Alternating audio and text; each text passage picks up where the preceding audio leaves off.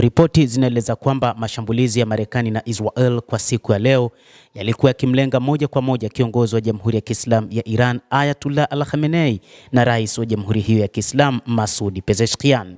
Mashambulizi ya mapema yaliyofanywa na Marekani na Israel ambayo rais wa Marekani Donald Trump alisema kwamba ni kwa ajili ya kuondoa utawala huo yalilenga katika maeneo ambayo anaishi kiongozi mkuu wa serikali ya mapinduzi Ayatollah Al-Khamenei, lakini pia maeneo ambayo ni ya rais Masoud Pezeshkian. Lakini matokeo mashambulizi hayo hayakuwa wazi. Maafisa wa Israel walisema. Maafisa hao hawakutoa maelezo ya ziada, lakini waziri mkuu wa Israel Benjamin Netanyahu mapema alisema kwamba Israel na Marekani zilianzisha operesheni dhidi ya Iran ili kuondoa tishio lililopo, wakimaanisha utawala wa Jamhuri ya Kiislamu ya Iran, hasa uongozi wa Ayatollah Al-Khamenei. Ametoa wito kwa Iran kusimama kwa serikali yao.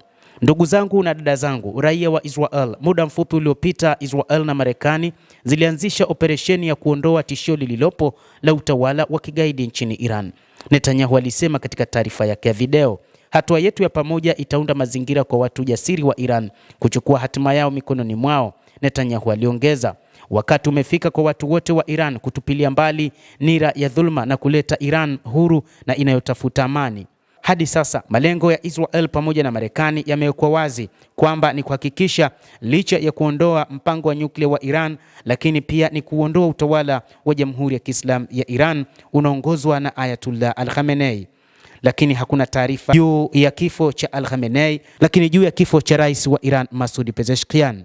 Maeneo mengine ya Iran yaliyoshambuliwa siku ya leo ni pamoja na maeneo ya Isfahan, Qom, Karaj, Kermanshah. Hii ni kulingana na shirika la habari la Fars ambalo limeripoti kuelezea mashambulizi yaliyotokea pema asubuhi ya leo Jumamosi.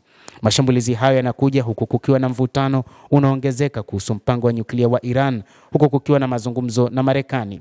Jeshi la Israel limewasha ving'ora vya mashambulizi ya anga kama tahadhari na kuonya kuhusu uwezekano wa kutokea vitisho vya makombora ambayo wakati huu inadaiwa yanaendelea.